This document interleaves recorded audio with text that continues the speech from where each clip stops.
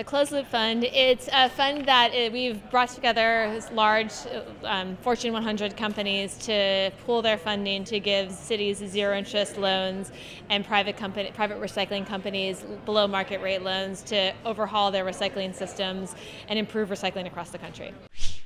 We were talking about the case study of how the Closed Loop Fund works, how that can apply to other issue areas, kind of new funding models, and why infrastructure and kind of system change in recycling is relevant to all these individual companies.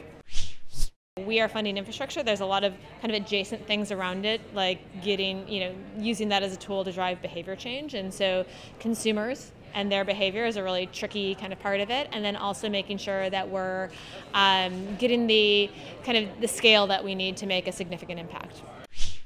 So the approach that we're taking is saying, okay, it's going to take, it could take years before the policy sets up systems in a way and the government sets up systems in a way to solve this issue. So let's get folks with vested interests in increasing recycling rates to come together and solve this problem today.